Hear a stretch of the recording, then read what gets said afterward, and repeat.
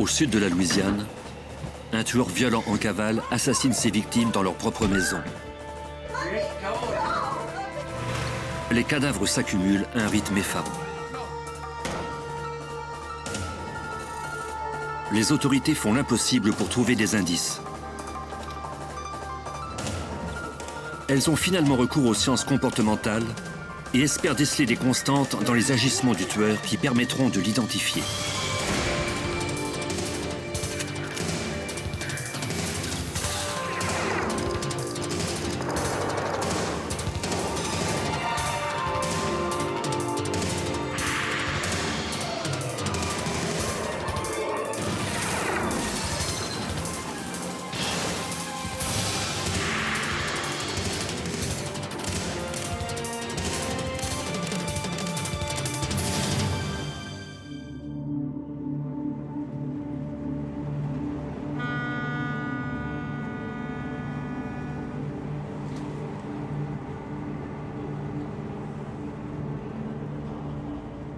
La place en Louisiane, le 9 mai 1997.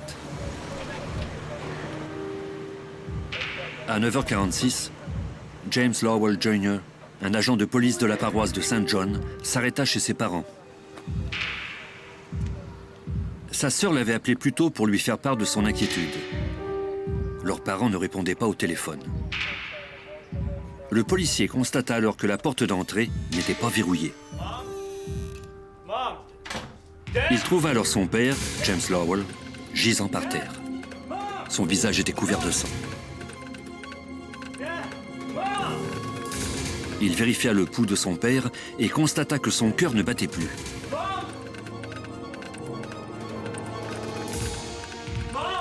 Il se mit alors à la recherche de sa mère.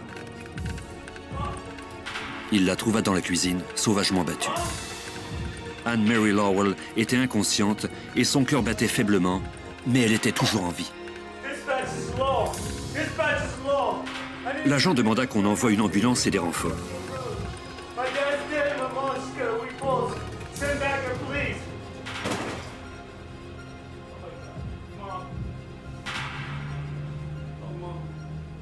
Quelques minutes plus tard, des policiers, des enquêteurs et des ambulanciers arrivèrent sur les lieux. Cette attaque brutale ébranla l'enquêteur Todd Himmel du bureau du shérif de Saint John. C'était une famille respectée au sein de la communauté. On les connaissait bien. La plupart des homicides sur lesquels on enquête sont reliés au monde des narcotiques, où ils surviennent à la suite d'une dispute qui a mal tourné. Cette évasion de domicile était vraiment inhabituelle pour nous.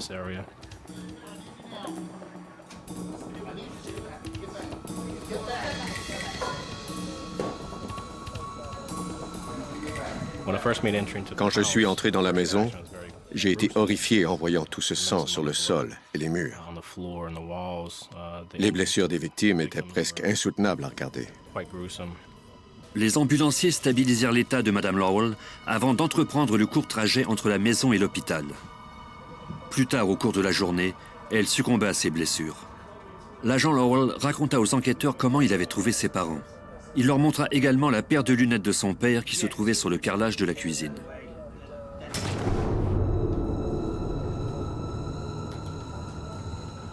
Les experts trouvèrent un marteau taché de sang près du corps de M. Lowell.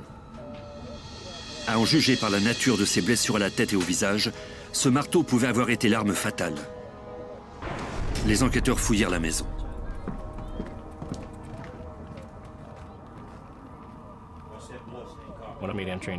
Quand je suis entré dans le bureau et que j'ai aperçu les lunettes pour femmes par terre, il m'est apparu évident qu'elle avait été attaquée à cet endroit.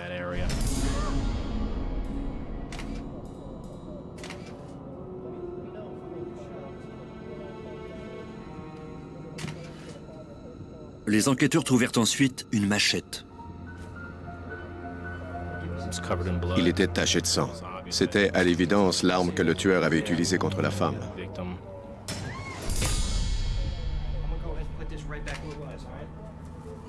Les enquêteurs remarquèrent alors que plusieurs volumes d'une encyclopédie avaient été jetés par terre.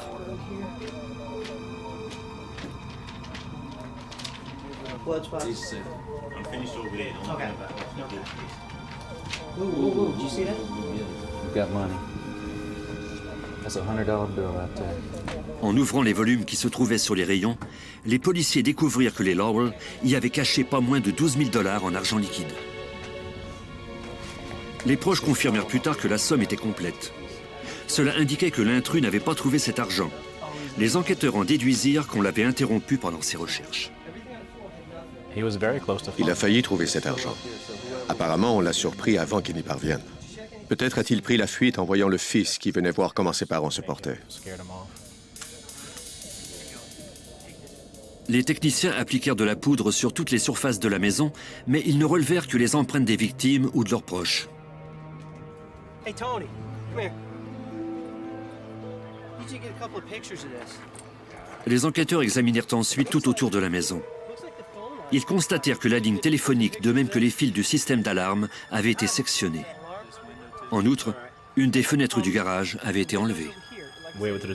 On a trouvé à quel endroit il était entré, par une des fenêtres latérales.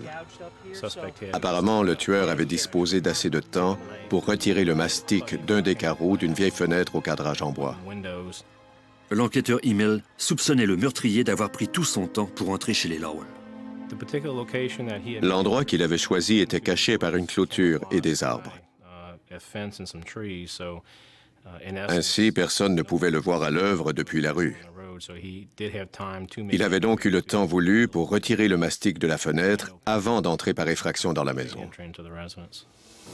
Les enquêteurs se dispersèrent pour interroger les voisins des Lowell. Bien que la place soit une petite communauté aux liens étroits, personne n'avait vu quoi que ce soit d'anormal. Les policiers vérifièrent ensuite les antécédents judiciaires de toutes les personnes ayant eu des contacts récents avec la famille. Ils découvrirent alors qu'un homme à tout faire, embauché par les Lowell, avait passé 5 ans derrière les barreaux pour homicide involontaire coupable. On a examiné le passé de cet individu. Dès cet instant, on l'a mis sous surveillance. 3 jours plus tard, la police alla chercher l'homme en question pour le soumettre à un interrogatoire en règle. Celui-ci clama son innocence, mais l'examen polygraphique semblait indiquer qu'il mentait. Les enquêteurs obtinrent un mandat de perquisition de la maison du suspect pour y chercher des indices. La police scientifique utilisa du luminol combiné à un éclairage ultraviolet pour relever la moindre trace de sang. Les enquêteurs croyaient que l'ex-prisonnier pouvait avoir assassiné les Lowell et être rentré immédiatement chez lui après son méfait. Une fois à la maison, il avait peut-être laissé des traces infimes de sang. Malheureusement, les efforts des experts furent vains. Bien que les enquêteurs ne soient pas parvenus à établir de lien entre le suspect et les meurtres, ils le gardèrent sous surveillance. 5 jours plus tard, l'enquêteur Himmel se rendit sur la scène d'un autre homicide violent. Un 3e membre connu de la communauté avait été assassiné. Les policiers dépêchés sur les lieux après qu'on eut signalé la disparition de la victime trouvèrent le corps de Joyce Gilmer, âgé de 58 ans, dans la cour arrière de sa maison. Selon sa famille, sa voiture avait disparu.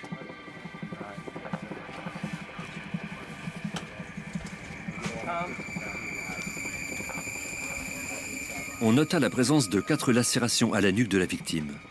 L'enquêteur Himmel eut immédiatement l'impression que ce meurtre était relié au double homicide.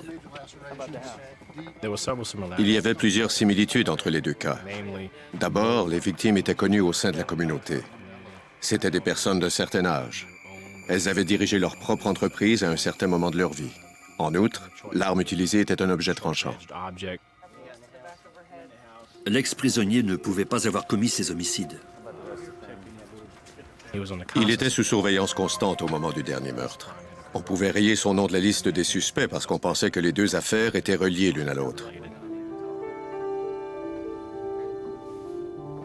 L'enquêteur Himmel inspecta la maison à la recherche de traces de l'intrus. Il n'en trouva que dans la chambre à coucher principale. Le meurtrier semblait savoir exactement ce qu'il voulait. La famille de la victime avait signalé la disparition d'un coffre-fort. La seule pièce sans dessus-dessous était la chambre à coucher principale où se trouvait le coffre-fort, ce qui indiquait que le meurtrier savait exactement ce qu'il cherchait quand il était entré dans la maison. Comme il savait que le coffre-fort était dans la chambre, il y avait fort à parier qu'il connaissait bien la victime. Ça pouvait d'ailleurs expliquer pourquoi il l'avait tué. Comme elle le connaissait, elle aurait pu l'identifier par la suite. Les enquêteurs ne trouvèrent aucune trace de sang dans la maison. Ils en conclurent que la victime avait été amenée de force dans la cour arrière, où on l'avait assassinée. Les techniciens judiciaires fouillèrent la maison à la recherche d'indices, recueillant notamment des cheveux, des fibres et des empreintes digitales. Le meurtrier avait été prudent. Une fois de plus, il n'avait rien laissé derrière lui. Plus tard le même jour, les enquêteurs trouvèrent la voiture de Joyce Gilmer dans l'aire de stationnement d'un hôtel, à seulement quelques kilomètres de sa maison. Les policiers firent remorquer le véhicule jusqu'à la fourrière de la police pour analyse. Quand on a découvert cette voiture, la clé était toujours dans le contact. Il était donc évident que le meurtrier ne l'avait prise que pour se rendre à sa voiture à lui, ou alors que quelqu'un d'autre était venu le chercher à cet endroit. Les experts recueillirent de nombreuses empreintes digitales pour découvrir qu'elles appartenaient toutes à la victime ou à des membres de sa famille. Pour Immel, il s'agissait là d'une autre impasse. On ne disposait d'aucun indice matériel qui nous aurait donné quelque indication sur l'identité du meurtrier. Les enquêteurs visionnèrent les rubans magnétoscopiques provenant des caméras de sécurité de l'hôtel. Malheureusement, les appareils ne filmaient pas le secteur où la voiture volée avait été abandonnée. C'était très exigeant pour moi de devoir déterminer qui était l'auteur de ces crimes. Je travaillais 20 heures par jour et ne dormais que 4 heures. C'était très stressant. Ne disposant que de ressources limitées et de seulement quelques indices, le bureau du shérif de St. John dut se résoudre à appeler le bureau du FBI de la Nouvelle-Orléans. Les enquêteurs espéraient que les experts en profil psychologique pourraient les aider à identifier le meurtrier sanguinaire.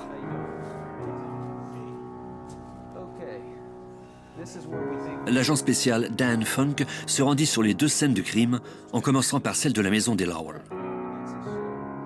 Les experts étaient encore à la recherche d'indices, 2 semaines après le double homicide. Une partie de mon travail sur les lieux du crime consiste à fournir toutes les informations requises au service de profilage de Quantico. Les experts ne sont pas sur place. Je suis leurs yeux et leurs oreilles. Je vais sur la scène du crime pour recueillir le plus d'informations possible que je retransmets ensuite aux agents de Quantico. L'agent Funk tenta de reconstituer avec précision ce qui était arrivé le jour du meurtre. J'ai tenté d'identifier les gestes posés avant, pendant et après l'homicide. En d'autres mots, ce que le tueur et les victimes avaient fait avant, pendant et après le crime.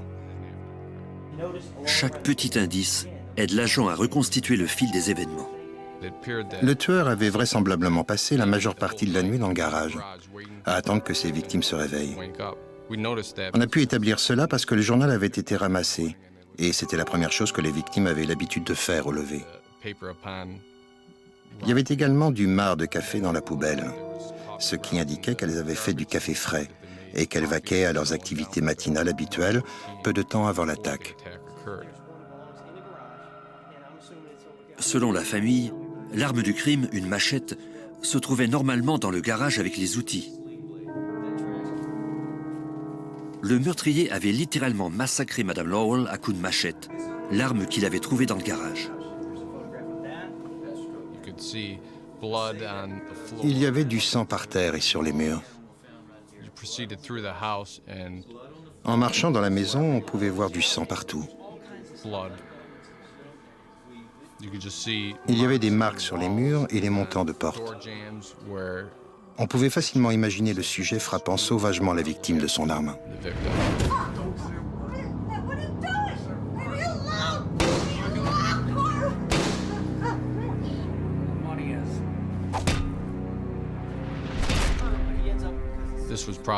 C'est sans contredit la pire scène de crime que j'ai jamais vue. Il y avait des traces de lutte partout dans la maison, ce qui signifiait que la confrontation entre le meurtrier et ses victimes avait été interminable. Après avoir découvert les lunettes de Madame Lowell dans le bureau, les enquêteurs en déduisirent que c'est là que le meurtrier avait d'abord affronté la victime. Comme on avait trouvé son corps dans la cuisine, les enquêteurs croyaient que le meurtrier l'avait poursuivi jusque dans cette pièce. La découverte des lunettes de M. Lowell sur le carrelage de la cuisine permettait de reconstituer le fil des événements. En trouvant les lunettes de M. Lowell dans la cuisine, on en a déduit qu'il avait rencontré le meurtrier dans cette pièce. Selon les enquêteurs, M. Lowell était entré dans la cuisine, sans doute pour défendre sa femme. Son corps avait toutefois été retrouvé dans le couloir. On croit qu'il a tenté de trouver une arme ou d'utiliser le téléphone dans le couloir.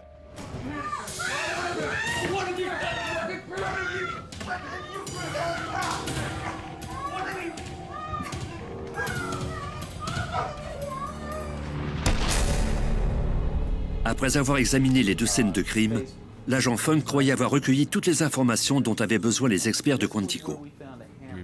On croyait fermement que le service des sciences comportementales pourrait nous aider dans cette affaire. Il y avait eu beaucoup d'interactions entre les victimes et l'auteur de ces meurtres. On avait identifié assez de comportements pour pouvoir esquisser son profil. Mais les experts du FBI pourraient-ils identifier le meurtrier avant qu'il ne frappe à nouveau?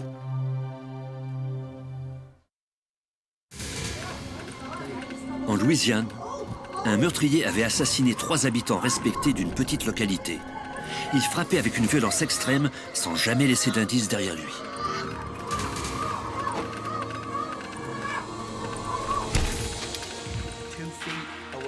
Au bureau du FBI à Quantico, en Virginie, l'agent spécial Dan Funk et les enquêteurs de la police transmirent aux experts en profilage toutes les informations pertinentes.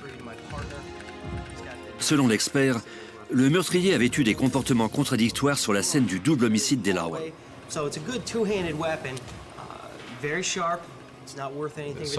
Le sujet commettait ses cambriolages avec méthode. Mais quand il tuait, son comportement devenait désorganisé. Il apportait des outils pour couper l'alimentation du système d'alarme ou la ligne téléphonique et pour entrer dans la maison.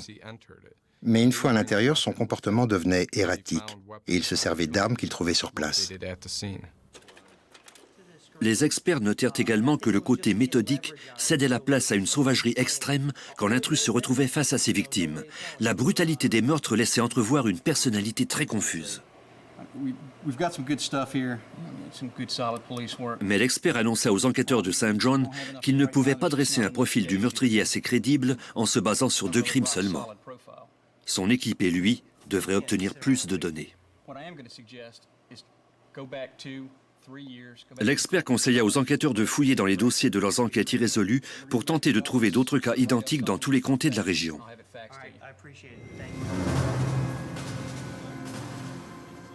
Les enquêteurs du bureau du shérif de St. John rencontrèrent alors les enquêteurs des comtés voisins.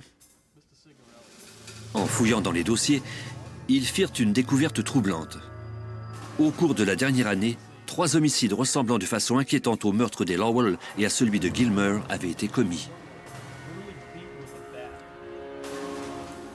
8 mois plus tôt, dans la paroisse d'Ascension, le propriétaire d'un atelier de mécanique automobile avait été sauvagement battu à mort avec un bâton de baseball. Le meurtrier s'était enfui avec une importante somme d'argent trouvée dans la maison de sa victime.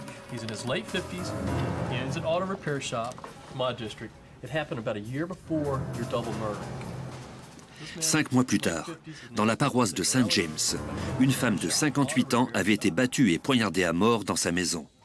La police avait trouvé un couteau ensanglanté dans l'évier. On n'avait toutefois relevé aucune empreinte digitale suspecte sur l'arme du crime ou dans la maison. Moins de 3 semaines plus tard, toujours dans la localité d'Ascension, une femme de 71 ans avait été battue et poignardée à mort dans sa chambre à coucher. La victime avait été poignardée à plusieurs reprises et frappée avec un trophée. Les enquêteurs trouvèrent un coffre-fort ouvert dans un placard d'une des chambres. Son contenu, dont on ignorait la valeur, avait disparu. La ligne téléphonique et les fils du système d'alarme avaient été coupés.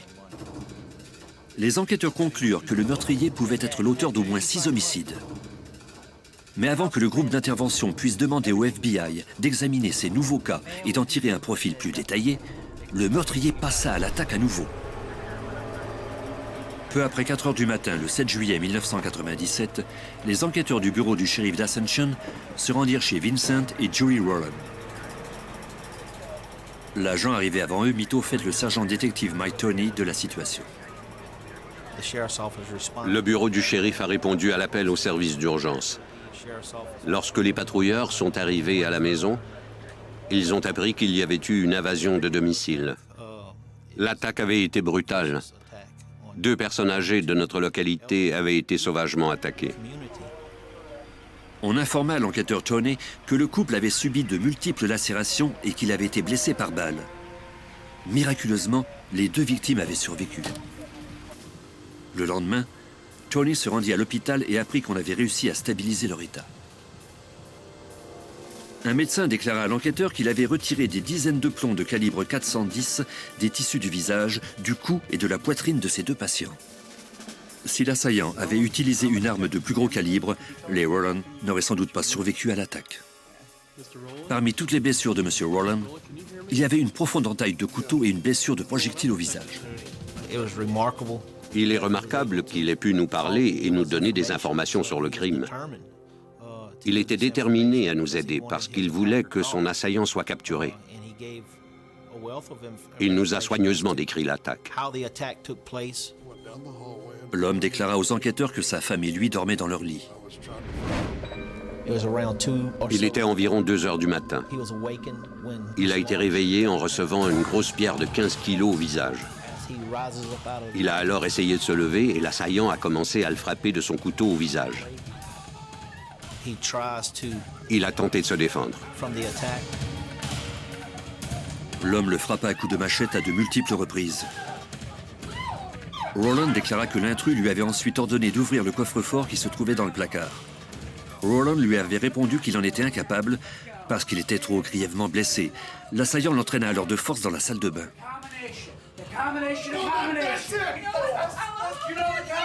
Il ordonna à Madame Rowland d'ouvrir le coffre-fort, sans quoi il les tuerait tous les 2.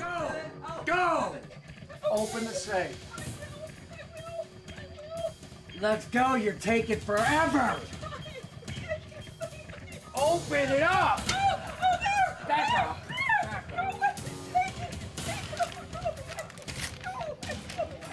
Le coffre-fort contenait plus de 100 000 $ en argent liquide.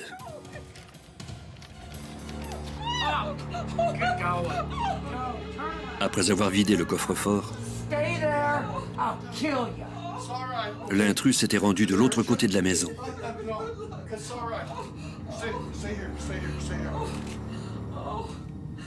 Rowland pouvait voir son assaillant par la fenêtre de la salle de bain.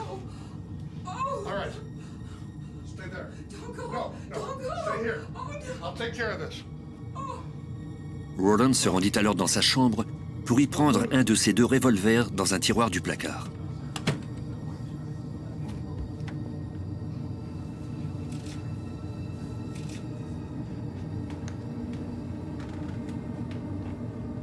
Il se cacha ensuite derrière le canapé et il attendit.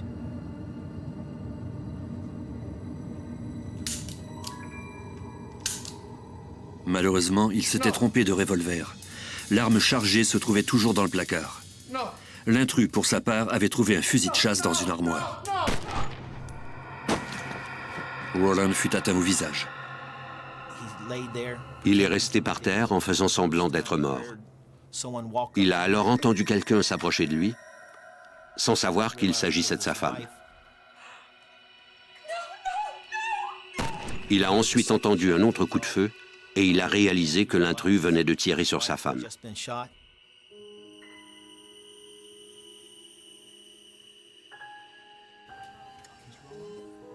Madame Rowland déclara qu'elle était restée étendue sans bouger jusqu'au départ de l'intrus.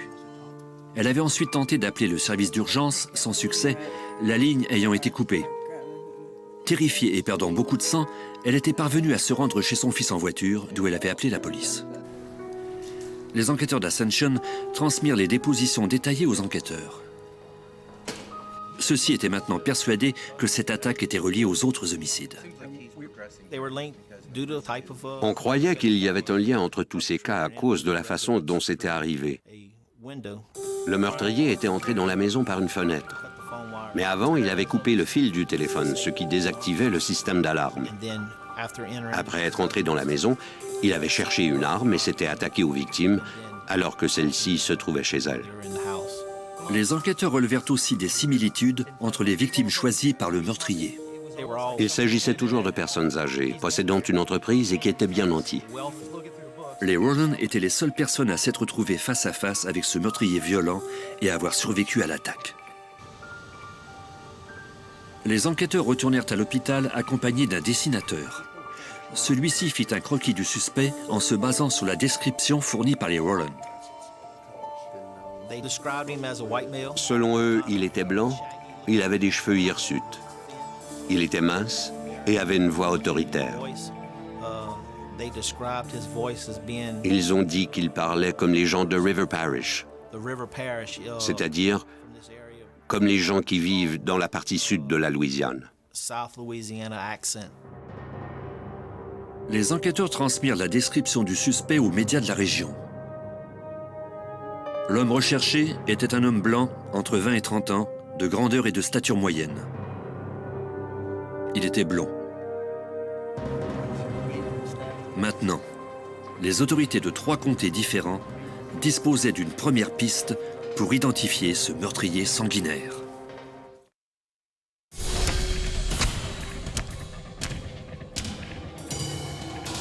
Un couple âgé de Louisiane avait survécu à une attaque sauvage. L'assaillant était soupçonné d'avoir commis 6 meurtres au cours des 10 derniers mois. Maintenant, ce présumé tueur en série courait en liberté avec en poche plus de 100 000 $ en argent liquide.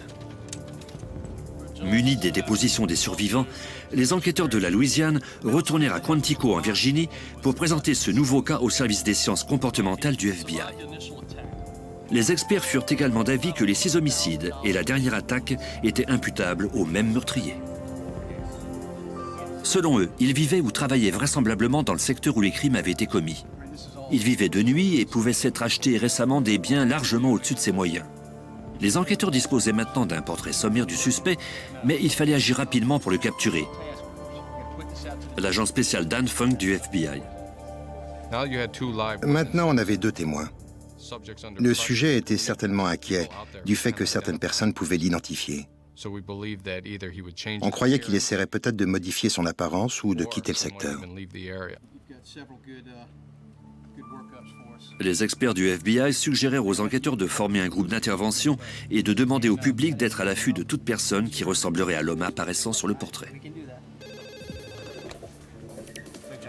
Grâce à cet appel à l'aide, des milliers de personnes contactèrent le groupe d'intervention. Un gardien de sécurité travaillant dans un casino fournit alors une piste prometteuse. Selon lui, un des clients réguliers du casino ressemblait beaucoup au portrait robot diffusé à la télévision. L'enquêteur Mike Toney, du bureau du shérif d'Ascension. Selon lui, avant les attaques, ce type dépensait le peu d'argent qu'il avait et il était toujours mal habillé. Mais depuis que ces attaques avaient eu lieu, il avait commencé à dépenser beaucoup d'argent. Il portait des bijoux, se baladait en moto et avait modifié sa façon de s'habiller. Le gardien de sécurité ignorait toutefois le nom de ce client. Il nous a décrit cet individu, nous a dit ce qu'il aimait.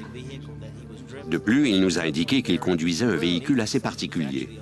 C'était une camionnette équipée d'un gros treuil à l'arrière, utilisé par exemple pour soulever des moteurs et autres objets lourds et les mettre dans le véhicule pour les transporter.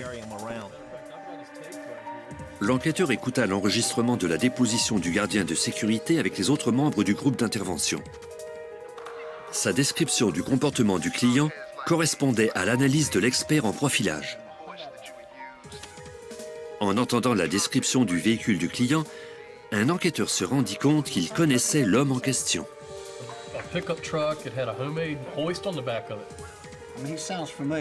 C'était un mécanicien automobile et il avait déjà travaillé pour un des amis de l'enquêteur, c'est-à-dire pour l'homme qui avait été battu à mort avec un bâton de baseball dans sa maison 6 mois plus tôt.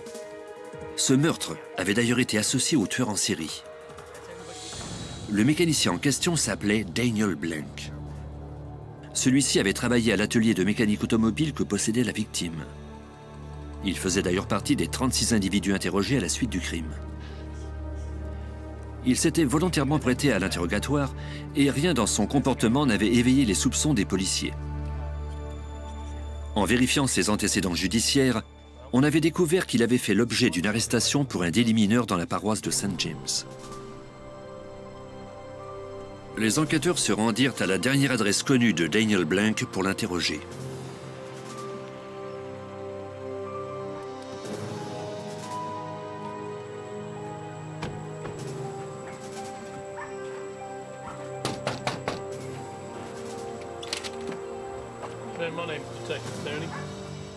Une femme le rouvrit. Elle déclara qu'elle était la mère de Sonia Radford, la petite amie de Blank. Elle nous a informé que Daniel Blank et sa petite amie venaient tout juste de déménager au Texas et qu'ils n'étaient pas là. Je lui ai laissé mes coordonnées en lui demandant si elle parlait à Blank de l'aviser qu'on voulait lui parler.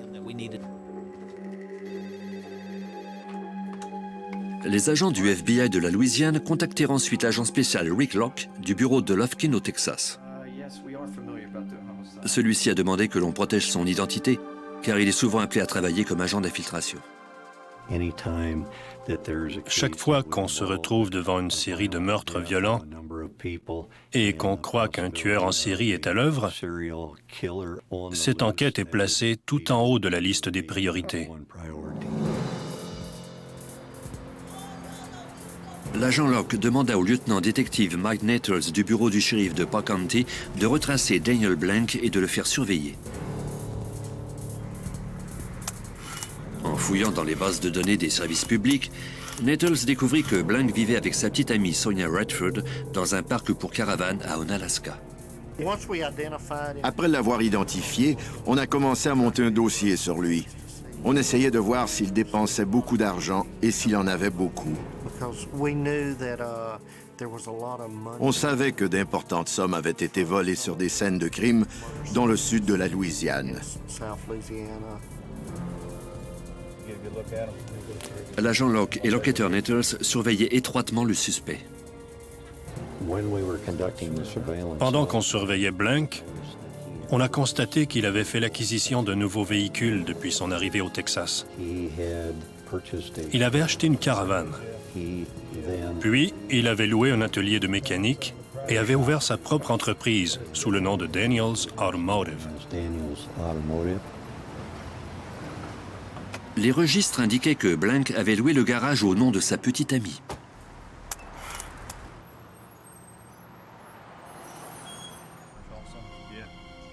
Après avoir surveillé Blank pendant près de 2 semaines, l'agent Locke et l'enquêteur Nettles rencontrèrent le groupe d'intervention de Louisiane et un procureur du Texas. Les enquêteurs mirent le procureur au fait de leurs recherches sur les dépenses personnelles de Daniel Blank.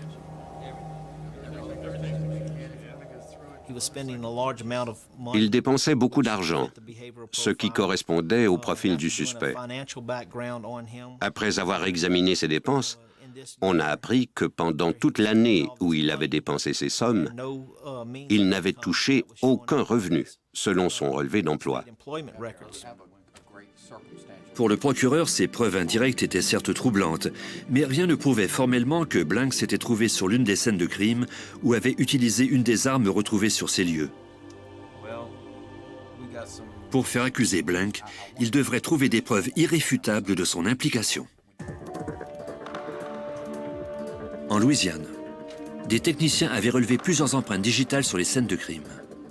On démontra que la plupart d'entre elles provenaient des victimes ou de leurs proches parents. Les techniciens comparèrent les autres empreintes à celles de Daniel Blank, obtenues lors d'une arrestation antérieure pour un délit mineur. Malheureusement, on ne parvint pas à établir de concordance entre ces empreintes digitales et les siennes. La fiche d'empreinte de Blank était toutefois incomplète, car elle ne contenait pas les empreintes des paumes de ses mains. Or, on avait relevé plusieurs empreintes de paumes inconnues sur les scènes de crime.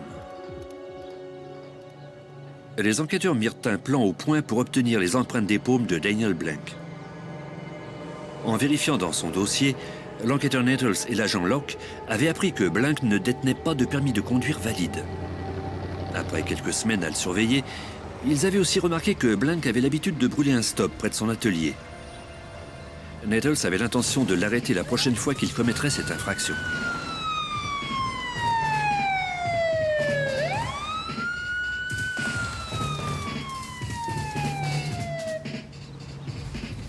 How you doing? Your driver's license and registration? I don't have my license on me. Comme prévu, Blank fut incapable de présenter un permis de conduire valide. My license expired. Okay, so we're gonna go ahead and have to go down to the courthouse.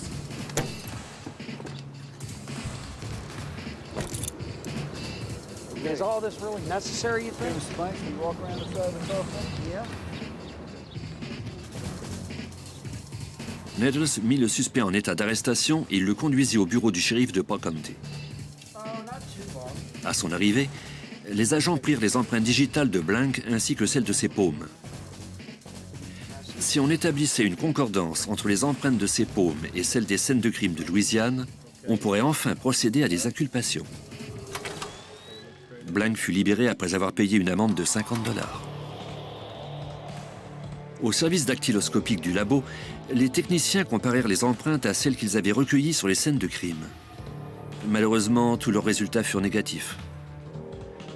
Les empreintes des scènes de crime provenaient toutes de proches parents, des victimes ou de personnes inconnues. Pour l'heure, le présumé tueur en série Daniel Blank resterait en liberté.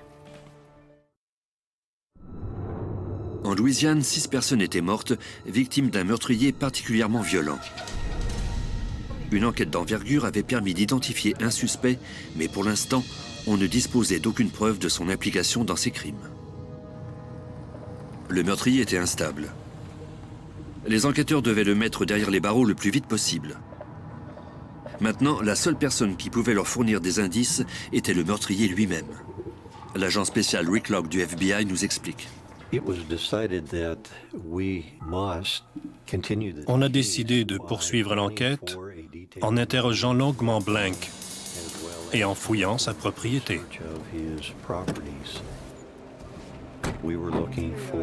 On cherchait des indices de son implication dans les crimes commis en Louisiane.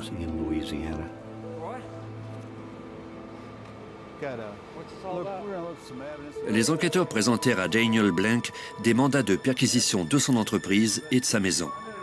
L'enquêteur Nettles lui demanda ensuite de l'accompagner au palais de justice pour répondre à quelques questions. Il accepta.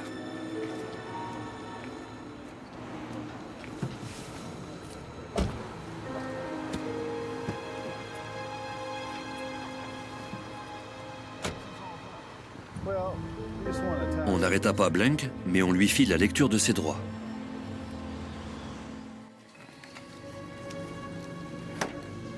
Do you mind if I record this conversation? Jason, and put it on video? No, I have any problems with that? No, go ahead. Les enquêteurs Mike Tony et Todd Email menèrent cet interrogatoire. C'est extrêmement stressant car vous savez que vous allez soit obtenir des aveux et résoudre toute l'affaire, soit ne rien obtenir du tout. On ne disposait d'aucune preuve formelle de son implication et les preuves indirectes accumulées contre lui ne tiendraient pas la route en cours. On savait qu'il nous fallait le faire avouer. Il fallait qu'il nous dise qu'il avait tué toutes ces personnes. Sans ça, on n'avait rien. On a décidé de commencer à l'interroger à propos de son passé, de lui poser des questions dont on connaissait déjà les réponses sur sa famille, ses études, son travail. Ça nous a pris environ 1 heure, 1 heure et demie. Ensuite, on a commencé à lui parler des homicides. L'interrogatoire a commencé à être intéressant vers la 3e heure, je dirais. C'est à ce moment-là qu'on lui a posé des questions sur les homicides. On lui a demandé s'il ne trouvait pas étrange que 2 de ses anciens patrons aient été tués. Il a alors montré une certaine nervosité. On marchait sur des œufs. On ne voulait pas le perturber et provoquer son départ. Il n'était pas en état d'arrestation et pouvait partir à tout moment. Blank continua à nier avoir participé au meurtre. Il semblait de plus en plus improbable qu'il passerait aux aveux. Au bout du couloir, d'autres enquêteurs interrogeaient Sonia Radford, la petite amie de Blank. Celle-ci avait également accepté de se soumettre à un interrogatoire. Elle avait consenti de son plein gré à se soumettre à cet interrogatoire, et elle aurait pu partir à tout moment. Les agents l'ont approchée et lui ont demandé si elle accepterait de les rencontrer au palais de justice pour répondre à quelques questions. Elle a dit oui. Sonia déclara aux enquêteurs qu'elle ne s'intéressait pas aux affaires de Daniel, mais elle reconnut qu'il sortait souvent le soir sans lui dire où il allait.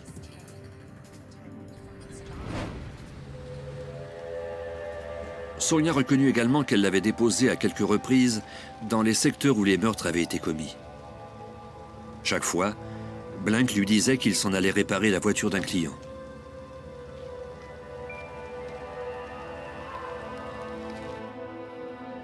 Pour la jeune femme, il était inconcevable que Daniel soit mêlé à ces crimes. Dans l'autre salle d'interrogatoire, Daniel s'entêtait à nier sa culpabilité dans les crimes.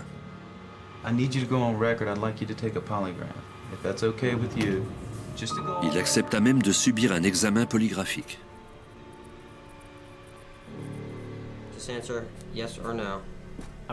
Je crois qu'il a accepté de subir ce test parce qu'il voulait montrer qu'il était coopératif et par conséquent innocent. L'expert demanda à Blank s'il avait frappé Madame Gilmer, la dame âgée, dont on avait retrouvé le corps près de sa maison. Blank répondit « No. » Après 3 questions, l'expert signala que Blank ne semblait pas dire la vérité. Tout portait à croire qu'il mentait. Blank commença alors à afficher des signes de nervosité. Ses interrogateurs décidèrent de le déstabiliser encore davantage en abordant un sujet qui le troublerait, celui de la mort récente de sa mère. Dès que j'ai compris qu'il avait eu des liens étroits avec sa mère, je l'ai interrogé sur son enfance. Il venait d'une grosse famille. Il n'avait pas eu une enfance facile à cause d'une part du fait qu'ils étaient nombreux et d'autre part que ses parents tiraient le diable par la queue pour les nourrir et les soutenir. Daniel, did you love your mother? Yeah. If she were alive today, and you were involved in these murders, do you think she'd want you to do the right thing? Yeah. Did you mean to kill Mrs. Gilmore? No. Ce moment a été très important. C'est la première fois qu'il reconnaissait avoir joué un rôle dans ce crime. Après ses premiers aveux, Blank semblait incapable de s'arrêter. Il reconnut être l'auteur des 6 homicides et des 2 tentatives de meurtre. Il raconta à l'enquêteur Himmel comment il avait commis le premier meurtre 8 mois avant le double homicide à St. John. Blank affirma qu'il travaillait pour la victime, un homme qui lui devait de l'argent pour un travail qu'il avait accompli. Il était entré chez lui et l'avait trouvé endormi sur le canapé. En tentant de prendre son portefeuille, l'homme s'était réveillé. Blank déclara que l'homme l'avait frappé avec un bâton de baseball avant de trébucher et de tomber par terre. Blank en avait alors profité pour s'emparer du bâton et pour le frapper à son tour. Il ne s'était arrêté qu'après la mort de l'homme. Il avait alors volé les 8 ou 900 $ qui se trouvaient dans les poches de sa victime. Il était conscient que ce qu'il faisait était mal. Il connaissait la différence entre le bien et le mal. Je crois qu'après ce premier homicide, c'est devenu de plus en plus facile pour lui, chaque fois qu'il commettait un autre meurtre. Lors de ses aveux, Blank répéta à maintes reprises qu'il s'agissait de légitime défense. Selon lui, les 6 victimes l'avaient attaqué en premier. So he was trying to kill you. They were trying to kill me. I understand. But we appreciate you being honest.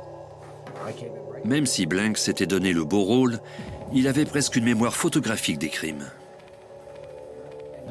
Sa reconstitution des faits était étonnante, de même que la quantité de détails dont il se souvenait. Il a pu dresser des plans des maisons où il était entré et faire des croquis des armes utilisées. Son souci du détail était vraiment incroyable. Les aveux se poursuivirent pendant les 13 heures suivantes. Quand il a terminé sa déposition, il était très à l'aise et buvait sa boisson gazeuse tout en fumant une cigarette. Il nous racontait presque nonchalamment comment il avait commis ses crimes. Les autorités texanes arrêtèrent Daniel Blank sur présomption de meurtre et le renvoyèrent en Louisiane pour qu'il puisse y subir son procès.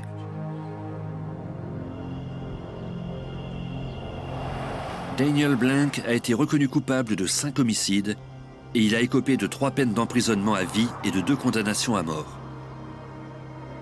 Il attend présentement son exécution au pénitencier de l'État de la Louisiane à Angola. Les autorités ont décidé de ne pas l'inculper du 6e homicide et des tentatives de meurtre, confiantes qu'il ne sortira plus jamais en vie de prison.